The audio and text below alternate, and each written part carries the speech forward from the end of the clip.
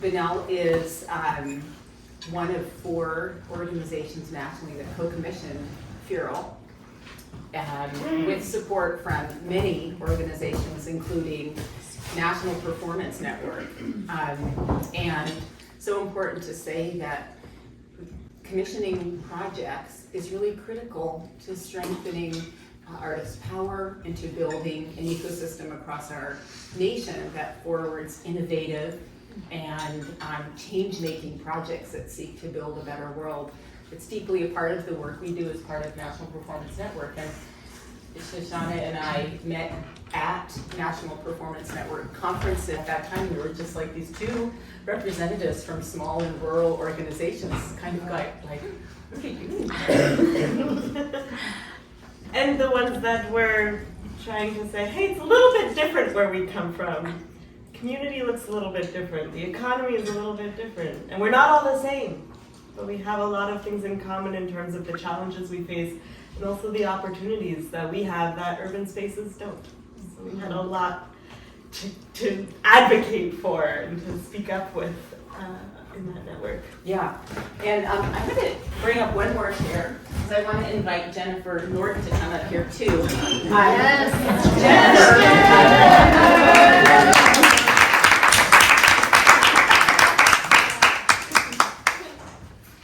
So one of the really cool things that I just want to say about bringing Feral here is we also had support from National Performance Network to gather as like a peer learning group and talk about some of those shared challenges.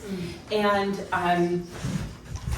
you know, we talked about things like the responsibility and complexity of providing good physical infrastructure and facilities, the challenges of fundraising in this climate, and the real complexity of like building strong organizations that have good marketing and development and volunteer organizing and things like this. So as we have this conversation, Jen, any of those wonderful questions and insights that you shared when we gathered as peer learners, exchanging, please? Just jump in and get, because you are an amazing leader, and the hospitality and effort that you've put into helping bring Feral here by making Pier 1 available for this event is no small thing. You couldn't really do it without Pier 1. Thank you.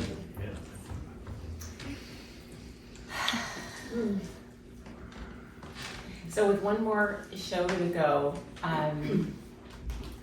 the chance to like engage our community in some deeper learning and maybe some conversations about Feral is just super exciting. We just filled our plates with a lot of wild food, from a wild bear roast, a cold smoked salmon of a couple different varieties, and a beautiful wild berry punch, and all kinds of other really fantastic things. That the effort is real about showing you how much we appreciate that you've come so far, you know, and like we're so honored that you're here. We just really want to show you that love and like this place, what it means to us. And I guess the first question I want to really ask is about Feral itself. Like, what does it mean to you to bring it to Alaska? And maybe we'll just sort of work our way through. What does it mean for you, Maria? For me, bringing Feral to Alaska, well, I have never been to Alaska. I have always kind of loved this idea of the far north, from my Bay Area, California post, like musk oxen and wolves and bear and lions and but like this like rugged lands. Alaska, I think, basically is part of everyone's imagination. You know, it's like it has this reputation, and then being here, it is that and more. It's just like stepping outside and seeing these mountains is like awe-inspiring. If you grow up in a place where it's like, I've been talking about it, it's like you do a double take because you're used to like Ross Dress for Less and like these like parking lots for as far as the eye can see, and you have these wild spaces that seem to be, I know they are touched from human activity in probably detrimental ways, but at the same time they still feel very rugged and raw and just like ancient and so I think like it's kind of cool to be in a place where wolves still live, where large predators and large animals that have been erased from a lot of the slower parts of the United States.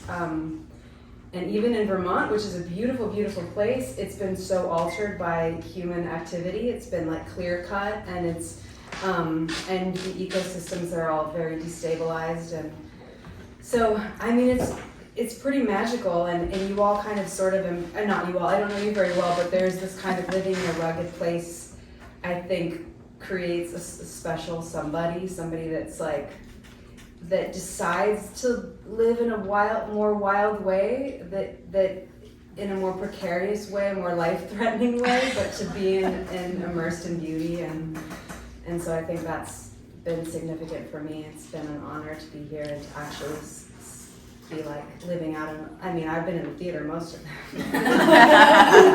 Or Someday I'll come back. as the technical Yeah. side of things. I was in an attic while, But it was a wild attic. It was a wild attic with small predators.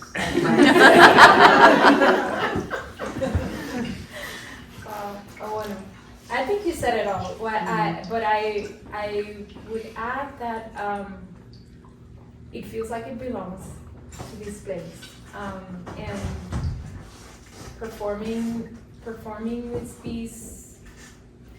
I feel like there's a spirit that belongs to this place, that it's part of every night's performance, and I'm thinking like different moments where, you know, when we're running through the forest and it's supposed to be snowing, which someday we'll have the snow, but it's that, you know, like moment, and I can feel the spirit of what you were saying, like the animals, the rawness, just places that haven't been that much touched by us humans that, you know, cause so much harm. And it's a really beautiful thing. And in all honesty, also the radical hospitality has been incredible. Like, I just feel like we could not be anywhere else that we've been treated this way. So thank you. Here, here. Well, Shoshi and I came last year and did a week after we opened Feral, and it was such an amazing landing pad. And I think just it gives Alaska just gives, I think there's been more space to think about the show, and I think one of the things I have really enjoyed by bringing the entire show here and performing, you know, the past couple of nights is the audiences after and during, and seeing what's the humor that everyone's laughing at, and being very concerned about, like, is the hunter holding the gun right? Like, I feel like make sure they're doing that right, and I think one thing I have learned about just being in Homer the past week is how engaged everyone is. Like, when you talk to people, it's not just oh hi, bye. It's like, oh, I want to sing a song to you. I want to like have an engaged like conversation with you about what you're doing, and I think that has been really, really lovely. So, and welcoming, and I really feel like a part. I don't know. I feel like I'm not just a interloper, you know. And the hospitality has been amazing.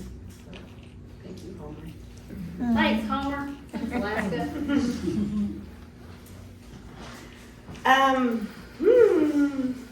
Yeah, what can I add that hasn't been said already? I think just to come back to the nature of for me, as I experience rural spaces, is they're as strong as the people that live there. And the organizations that are there are as strong as the people that are invested in that organization. And I feel that community strength in all the touch points that we have. So when we first came a year ago and we went to the high school and looked at the high school and we're like, oh, we could maybe do it here. It's nice equipped theater, and then we went to Pier 1, and I mean, just driving in and seeing this like warehouse in the middle of the shipyard, surrounded by like active fish cleaning stations, and I was like, hell yes, this is where we need to be. And then we walked in, and I could feel this sense of a community space that was loved by the community. It's just imbued in the walls there, and it's visceral when you walk in. So it feels like an extreme privilege to be able to be in there and feel all that around us as we work, and feel that we are stepping into community with something that's all around us, like Day was kind of talking about that spirit feeling around us. That's different than just coming into a venue, setting up, playing a gig, and leaving. And that's why I'm so much more interested in coming here and performing at Pier 1 than like doing a run in New York City or anything like that. I mean, it's just so much more exciting. It's so much more relational. Mm-hmm. We have a chance to be with you all and talk and like exchange, and some of you have seen now for the second time, and it's like I've never left. It's really nice. Welcome back. So, I mean, I hope we can continue to build these bridges, and I think that rural spaces and rural arts often struggle in the greater national landscape to kind of continue to validate that it's not amateur, it's not marginal, it's really strong, powerful. It's the bedrock of our entire country. And it's forgotten over and over again in the national landscape. And so every time I have these experiences of coming to rural places that are based in a spirit of hospitality, of relationship, of reciprocity, I understand why it's so important and why it's such a priority to me to be touring to those kinds of places and be building the relationships with people like you. And yeah, that's all I'll say. You're here. I couldn't have said it better myself. And I'm thinking, Jen, what is this collaborative effort and this presence of Feral at Pier 1 showing you about the resources, the ways that we're resourced? Well, I was just going to say that I think that there's an energy that kind of infuses the community when we get the opportunity to work with guest artists who inspire and understand us. Like coming in, you could really get the community, it feels like, and then that energy that you're bringing and your artistic experience and all that really, it just kind of infuses the rest of us who get to witness it with a new kind of artistic energy, and fuels our next creative endeavors. So that's yeah. You know, it's been since 2016 that Bunnell brought a touring project of a theater to Alaska, and that was Alaska. We've sent out a couple touring exhibitions. We've done a whole lot of these things, all of this with the support of the National Performance Network. And I say that because I think our conversations at NPN have helped us realize that some of these values you're lifting up right now about radical hospitality, about reciprocity, and about relationships are like the things upon which we've really built this organization, and that Pier 1 is also built, and that Sandglass, as you talked about, this community family theater that you were raised in. And as we kind of maneuver this really challenging national climate, we are like, I think, reminded of like where we're strong and what can't really be taken away.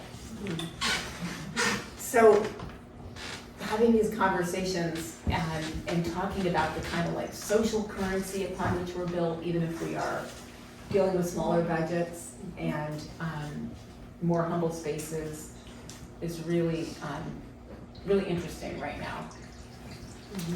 I want to ask, Shoshana, for you to talk a little bit about puppetry in a kind of a deep historical context as a sort of theater that works with sometimes fewer and more innovative elements, and it's in the street. And so why puppetry, and what sort of specific kind of power does it have in this sort of like touring rural context that brings you into the creation of a project like Feral? It's puppetry. Why puppetry? Why puppetry?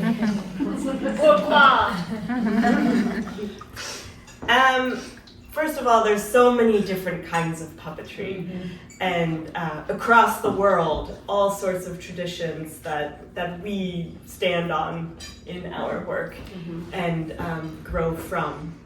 In the case of Sandglass, we grow very much from European puppetry traditions, which is maybe something I can speak a little bit more towards in terms of the hand puppet show in the marketplace. Each country kind of has their puppet hero, right? If you've heard of Punch and Judy in the UK, or Casper and Gretel in Germany, or Guignol in France, or Karagosh in Turkey, like these are the puppet heroes that always kind of spoke for the working people and could say whatever they wanted to say because it was just a puppet saying it. It wasn't a person. So they could get away with a lot. They could get away with profanity. They could get away with anti-authoritarianism speech in public spaces, in a marketplace environment where people are just kind of walking by, maybe they stop. It's intergenerational, which is what I think rural spaces are always intergenerational. It's really exciting for us to have kids in the audience. It's not a kids show, as you've seen it, but it provides this whole nother level of understanding that all art we make is everyone experiences it and brings something to it. So when we have young people in the audience, they just howl right along without any filter. They're there, they're commenting right away. It's instant feedback, and it's really fun. They join right into the chorus of the whole thing, full-heartedly, which brings a lot to the show. So I think that exchange, that public feeling space, theater has become this strangely privatized thing in this country. We go to this place, maybe we dress up and we go into this dark room and we pay to get in, and then we sit down and we behave in a certain way that we've been taught how we're supposed to behave at the theater. And puppetry was never that. It was always loud, like call and response traditions, like hand puppetry, like, it's behind you! The crocodile is stealing the thing! Like the kids yelling, the immediate reaction of the puppets to take in what the kids are offering. So it kind of refutes all of the supposed to's, or the way we're the behavior expectations of our times, and talk about censorship. Puppetry is the ultimate uncensored of it all. There's a writer who talks about puppetry being, if you take a line and on this side is the most sacred, and on this side is the most profane, and you bend that line around into a circle, right where the two of them might meet is puppetry. And I really feel the power of that. Why puppetry? When we're talking about changing systems, finding voice, any discussion around oppression or power dynamics, because you can take a puppet and just kind of throw it around. You can really play in a way you can't do with actors because it's too harmful. And with a puppet, you can abstract a little bit. You can really find the freedom to go deep and dig into something a little bit because it holds that sacred, profane balance for you. I think it still takes a lot of skill to do that well, and you have to really find that line. But yeah, that's kind of the context from which we grow, and it's evolved into many different kinds of traditions. And I'd love for Day to talk a little bit about the work you do in Puerto Rico that engages with puppetry, because it really moves more into the world of like, there's the theater part, and then on the other end there's like protest and movement making and agitation. And maybe you want to talk a little bit. I mean, yeah, briefly, beside theater work, which also we're always trying to bring theater into spaces that are not considered the traditional theaters, like community centers or different places, warehouses, stuff like that. We do a lot of street theater work, and I was drawn to puppetry. My background is architecture, but I was drawn to puppetry through building a giant puppet for the streets, to become then the symbol of the teachers' strike at that moment, but it's been representing the teachers' struggles, teacher and student struggle in Puerto Rico and the islands where I come from. But yeah, I think that another thing that why puppetry too, it's and this is coming from a teacher that we have in Puerto Rico for over 30 years. She's from New Zealand, so we do have a lot of European as well tradition into a lot of our puppetry. I would say that probably a difference is that we in my group, most of the time we represent our own people, which are often either dark-skinned or just like the way the puppets might look different. The aesthetic is different than what our teacher does, but there's certainly a lot of the tradition coming from Europe as well. And she says that puppetry has this unique way of creating its own complete worlds, and we believe that as well, in the sense like it's usually a puppeteer not only performs, but we make the whole world where that puppet exists. So it's not scenography, it's not a scenography, or it's not like it's the world where that story exists, the complete thing. Yes, and one could say that you come to the puppet theater not necessarily, whether you know it or not necessarily to experience the puppet, but maybe you are there more to experience the puppet's world.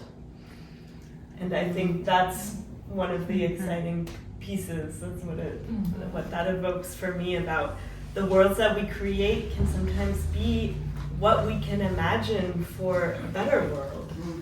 And the power of a whole room full of people syncing up their breathing and their imaginations to actualize that better world together is fucking amazing. And that's power, that's movement making, and I think the puppet is what lets us do that together. It's not the ends, it's the means for us to create that moment, that life in that moment that brings us to what we aspire to as a community.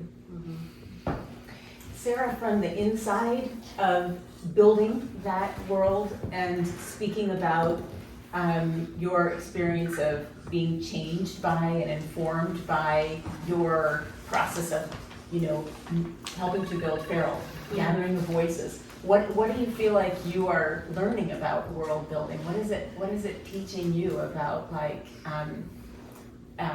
being a woman, about wildness, and about resisting societal norms in terms of justice building?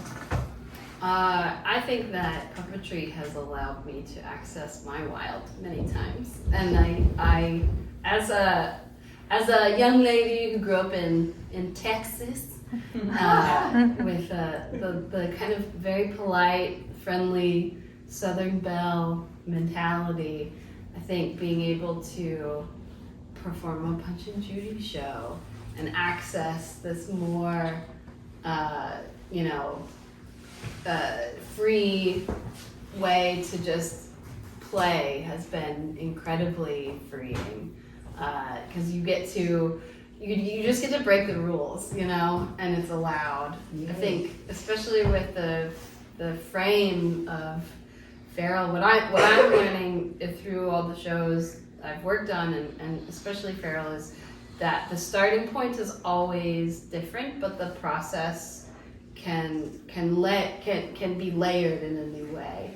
And I think for feral, it was the work, you know, even before I came on board to help devise and direct, was, you know, Shoshana with Paulina making all those interviews and taking all of those direct one-to-one experiences from women, and then listening to those, and then that first filter being through a script process with Jenna Rose, right? I would say that was like you and Molly devised, and then Jenna was doing a lot of the like putting it into a story form.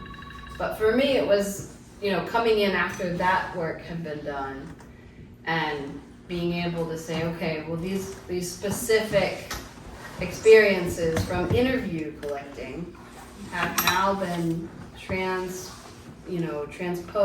into this story of this woman. Okay, how do we take that to the next level? And I think the mask was a huge part of it, as there was a lot of text around what, you know, the woman was saying, what she was feeling, like in the doctor's office, for those of you that have seen the show. And I think it was very exciting to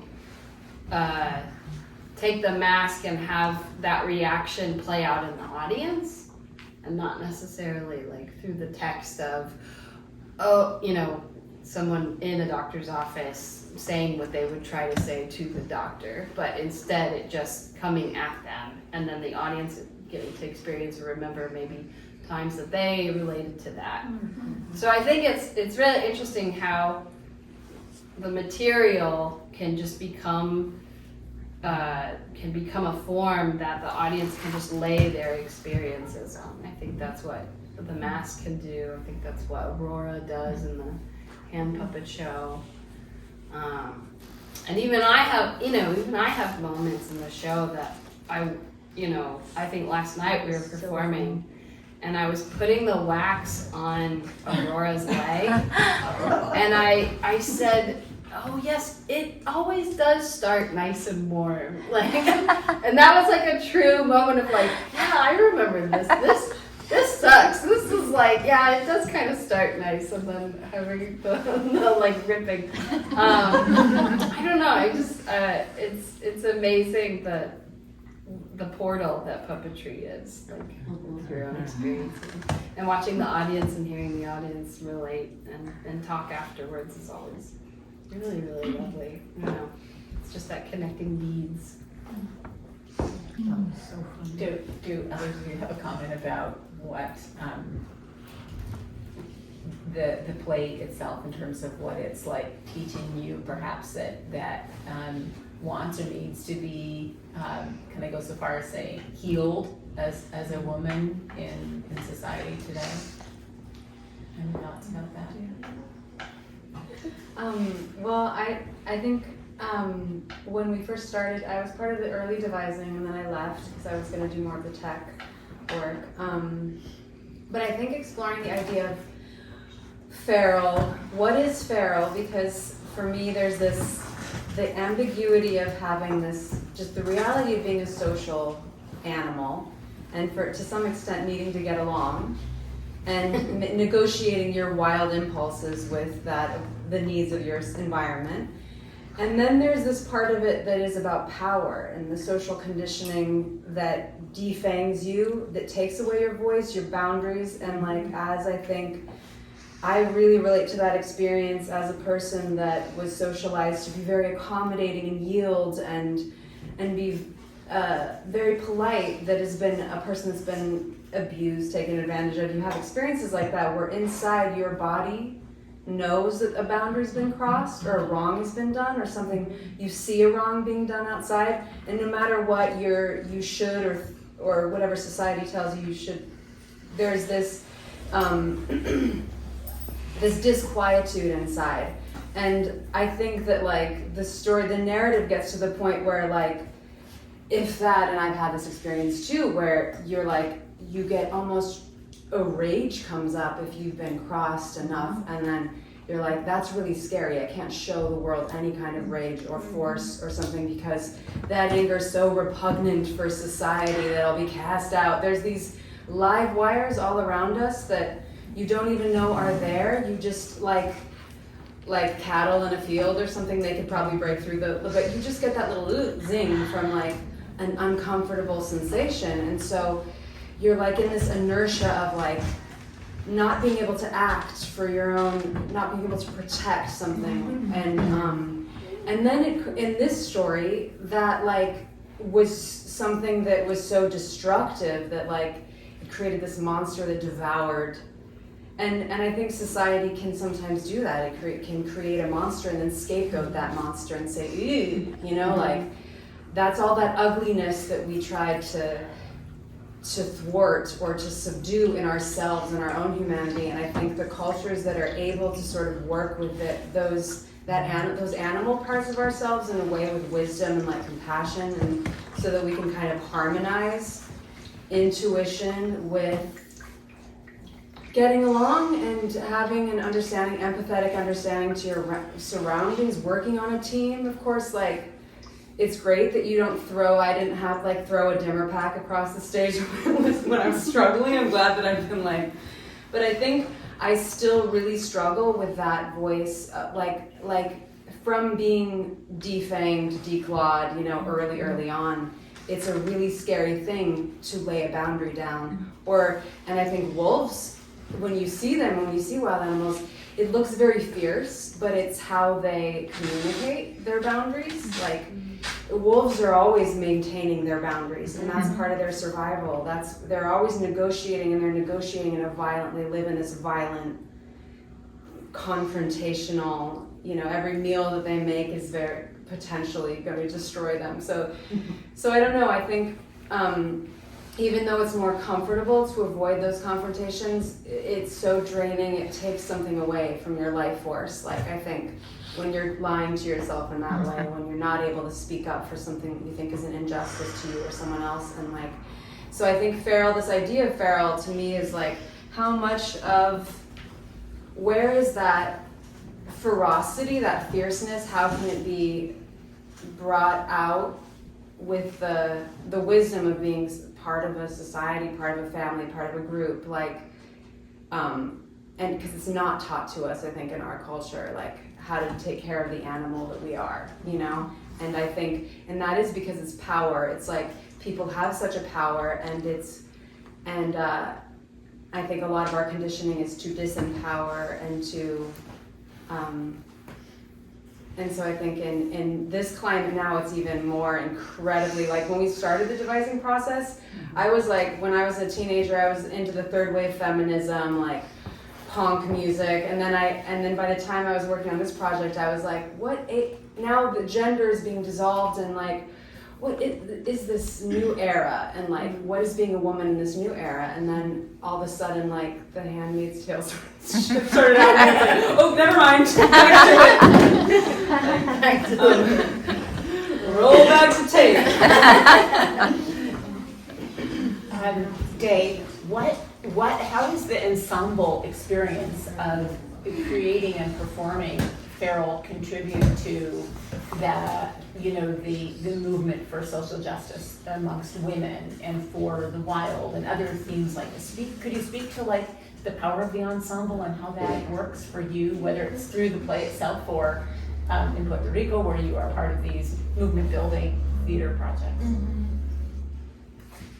Bueno, my praxis is definitely dedicated to collaborative projects. So as an artist, I don't work alone. I don't do work alone. And part of it is definitely recognizing that power of creating something. It's always bigger and brighter and, you know, just even more so challenging when we do it in a collective way. That also brings a lot of other challenges that I'm interested in, like definitely like also changing our personal practices. So not only what's outside, but also within ourselves and within, you know, with each other. Coming, you know, from the culture or the background that I come from, I'm more interested in doing so. But I think that for Feral, not only the show in the sense like we're actually a pack. We're a wolf pack, right? So and in the show we wanted, in different ways, I think, in different metaphors, we wanted to build that strength of it's one woman, but it's also all the women in us. It's a wolf, but it's also the wolf pack. But it's also, so we transform in the show. We get to play a lot of, you know, at least we get to play the woman, the woman. All of us gets to play, and then each of us also gets to play a different side of that oppression. In that we were like perhaps thinking of different institutions or different structures that are oppressive. You mean like when there's the doctor or the professor and the hunter, right? So, and those we get to play separately, but collectively, in the sense like we're representing those structures, those institutions. But the woman, we get to play then different stages of the same women. But I think also like even in the devising, we were able to bring some of our own experiences into the creating the character for each of us. So for example, in the doctor, because of different reasons, he's very small. He's, of all the three of them, it's the smallest when it comes to the scale compared to. Then in the development, you know, I was drawing from machismo culture, that it's very, you know, coming from our cultures in patriarchy in that way. Like, okay, when you're small, if you're small, then you have to make yourself like bigger and better and have this, you know, and that's why we have a lot of narcissists and, you know, like a bunch of this. So I think that we all had each the opportunity to bring our own experiences into the creating those characters, and that it landed a little bit more true to ourselves within that collectiveness. I have just one more question before I'd like to invite the audience, or maybe you have questions. But Shoshana, what is the power, do you think, as a strategy in terms of ensemble creation and performance that impacts world building? Like, what can it do for each of you to play all these different roles? What sort of power is there in that, and moving through when you think about like, well, whatever you think about. I think that not attaching a character to a specific actor, not attaching a puppet to a specific actor, allows space for the audience to fill the puppet as much as you want. Right? I think with a human actor, we tend to be very polite and politically correct about not projecting onto their experience. It's their experience. We remain separate as an audience, and we witness, but we don't put our own stuff in there as easily as if a character that is played by whomever, it's every woman, right? Any one of us can jump in there. Or the old woman, in which we're all of us are Anna, she's a separate entity. It allows the audience to freely pour them their own life and their own memories and their own associations and their own imagination and their own willingness for it to live into that object or puppet or mask. So I think that's another thing about the power of why puppets, to come back to that question, is it is, I think, one of the greatest invitations there is, because there's endless space within it. It's a horizontal thing. It contains everybody's stuff in that moment. Whatever anybody in the room pours into it is what it lives with. So it requires an audience for it to live. The puppeteer can be there, can be in support. And if the puppeteer is identifying with the puppet, the puppet shouldn't really be there, right? Then you don't need a puppet, then you just have an actor. So the way we practice puppetry is to be there in support of the puppet. We maintain presence around it, we're witnessing, we're in relationship to it. As we're gathered around the old woman, we're completely engaged in part of the story, but we aren't the old woman. So that we can all be the old woman. Yeah, I guess I have a follow-up thought or reflection on that, which is like, what transformative power is there in terms of the social creation of like politics and movements and roles? What power is there through this form of theater in nudging us from what we become so attached to, through this sort of potential of like role playing and shifting, where we aren't really allowed to attach Day to just this woman, and suddenly she has another role as a professor, or you, Sarah, appear also as the woman at one point, and then you show up as the hunter. So I'm really interested in the way that challenges you all within the ensemble as individuals and as an audience member, because we start inevitably right now this sort of balkanization that's happened in society, where people just really stick to a role. How does that limit our capacity to like really empathize, converse, relate, and sort of transform how we are managing a very difficult time? Yeah.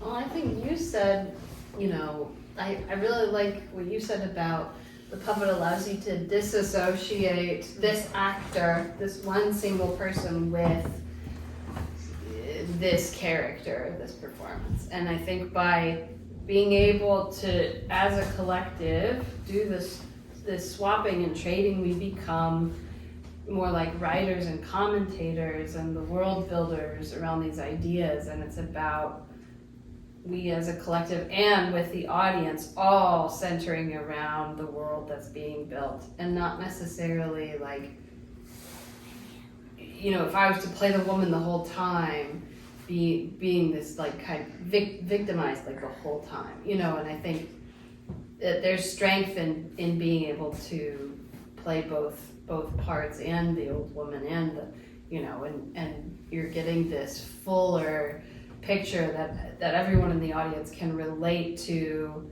each piece, but also can see themselves like a puppeteer, interacting and being inside and outside. And I think that builds perspective. There's also a catharsis in satire, I think that. Yeah, well, it's like the political cartoon. Yep. Yeah, and I think there's to play with the power rather than to just feel victimized by it allows us to treat it more like clay than a cage. We can really shape it, mess with it, throw it, embody it, and in embodying it, be in conversation rather than just being hit by something. Yeah.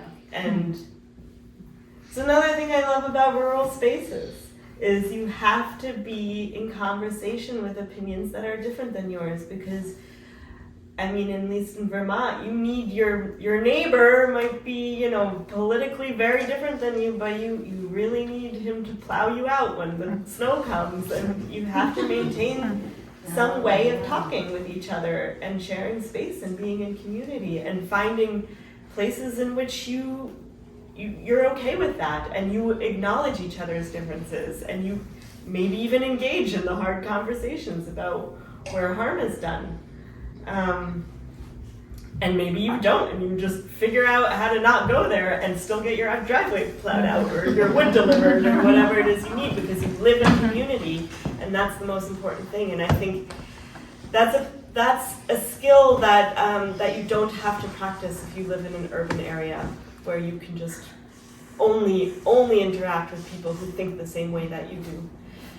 And I think that's a real scary place to be if you're only interacting with people that think the same way you do. It can make it even more polarized and difficult.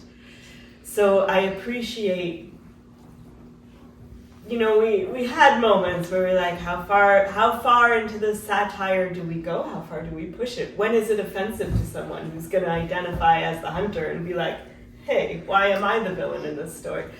And then how willing are we to have that conversation if someone experiences it that way? And at some point you say, yeah, of course we're going there. Mm-hmm. Right? Mm-hmm. Don't be shy. Mm-hmm. Well, let's talk about it. So, yeah.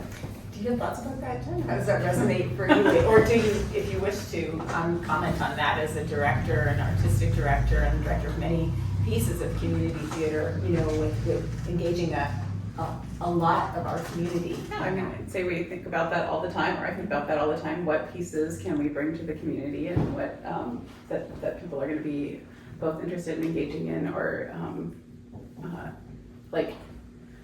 what can we do that's on a broad spectrum, and then what can we do that's on a more narrow spectrum? What can be, I don't know if I'm articulating myself well, but things that are more things that push the envelope a little bit more, or things that just draw people in because they're a lot of fun, or whatever. I think I saw all of that in the show last night. That there were these moments of great humor that everyone can laugh, but then there's also these other areas where you really feel the pain and the challenge of things. And as an organization, as an individual artist, I try to find all those things and bring those to the Pier 1 stage. Not just on an individual show level, but as a whole picture, because we want to draw people in and truly be about the whole community, not just about a portion of the community, which can be that's a big challenge. And also stand up for the things that we believe are true in our hearts. So. But that quality, I love that hands-on quality of being willing to work with the elements that you've sort of been given and transform it into something beautiful. And I think that really showed in each of the puppets that were presented, and then how the whole thing came together. I don't know if that even goes back to the original question, but I love that you bring that up, and the power of believing that everything you really need to create is here. That's such a puppeteer's mentality. That was our whole devising process, actually. Was like, okay, so we need, and then we just kind of go on a walk around the space. Aha! Okay, we need this. Let's do something with this. And we did the same thing at Pier 1. We were kind of like, okay, because we can only pack so much to take with us. And then we started walking around, and we were like, oh, I think we could maybe stick that bunny in a trash bag, and it could be something we discover. And the fishnet. The fishnet, yeah, creating a wasteland in Alaska looks different than creating a wasteland for Vermont. It's a different landscape. So we got a bunch of the old buoys from back here behind the theater, and Asia had an old fishnet. Oh yeah, that's the Alaskan wasteland. It's great. So, but Pier 1 there's just so much material there to look around with, we need a thing. Okay, we'll grab that. Questions or comments? Why does the granny live in a trash can? One of the things I love about puppetry is what you think is really important and is all that you need, right? We make a proposal, we show you something, and then you maybe have a thought about it. I think she lives there because of this. And that's the beauty of puppetry. Do you have a thought about why maybe she's in a trash can? I thought about the trash can as a symbol of the fact that so many women's voices are silenced or thought to be trash. Yep. And this old lady got up and got out of that trash can, that idea that was where she had to live and what she had to understand as her parameter isn't true. She can get out of there. She can move, she can be funny, she can laugh and dance, do all the things that were part of her instinctual nature. Do y'all want to learn a song? Yeah. Yes. Okay, it's a puppetry inspired song. So it's about 400 years of survival of our puppet heroes that made it through all sorts of authoritarian regimes and tragedies and war. And it was written by my father and put to music by a local woman in our community, and is now performed in a performance my sister does. It's called Survival. And so the chorus goes, what did we want? Survival. Oh, no. What did we want? Survival. Let's try that. What did we want? Survival. A way to laugh as we slipped between the cracks. A way to laugh as we slipped between the cracks. What did we need? Survival. What did we need? Survival. And for that, a few historical facts. And for that, a few historical facts. So that's the chorus, and of course the historical facts are each of the puppet heroes, at least in the European tradition. So I'll sing the verses with your help. Okay, here we go. And then we'll sing the choruses together and join in however you want or how. In the world before the superhero, with tyrants like Hitler, Stalin, Nero, when streets and borders were patrolled by men whose blood was running cold, when chances of survival looked like zero, a puppet, no caped crusaders, helped us through the fray. A puppet held the lamp to light the way. What did we want? Survival. A way to laugh as We slipped between the cracks. What did we need? Survival. and for that, That a few historical facts. pa-rum-pa-pum, Pa-ra-pa-pum, pa-ra-pa-pum. turkey sultan rubbed in muck the people's nose. A puppet hero blossomed like a rose. He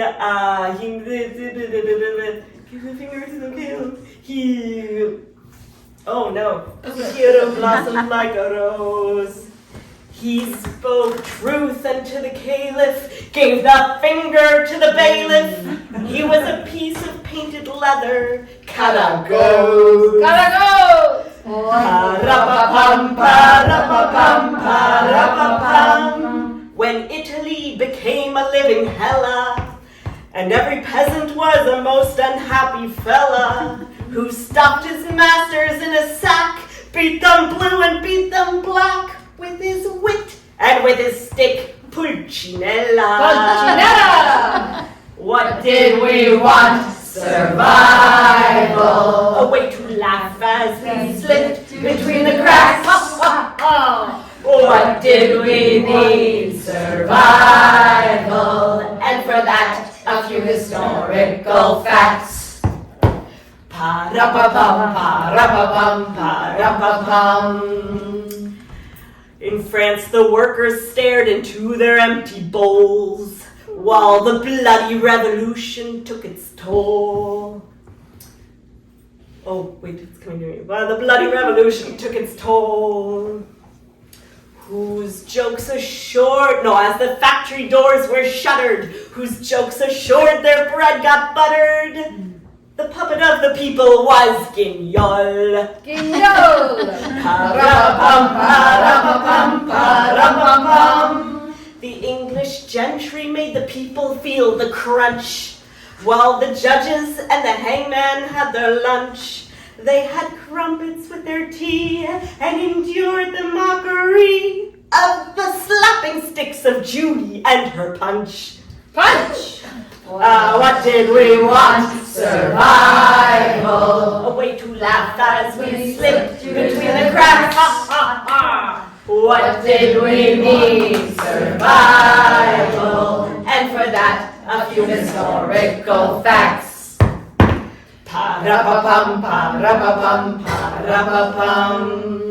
When foreign tanks aimed at the Slovak and the Czech, and these proud people were strangled by the neck, who kept his truth but played the fool in this dangerous whirlpool of political intriguing Kasparek. Kasparek! Pa-ra-pa-pum, pa-ra-pa-pum, pa-ra-pa-pum. That brings us to a pair of finest fettle. Oh, of sharpest metal. Out of Germany they come in finest fettle. Though they seem to have no morals and indulge in endless quarrels, they stand on the shoulders of giants and disreputable clients. They are models of our age. Let them enter on their stage. Give it up for Casper and his Gretel. Gretel! What did we want? Survival. A way to laugh as we slipped between the cracks. What did we need? Survival. And for that, a few historical facts. And that's that for these historical facts. Yay!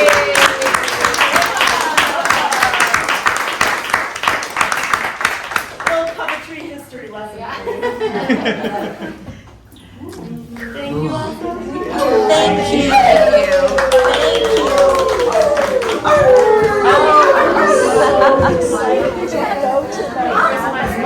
you.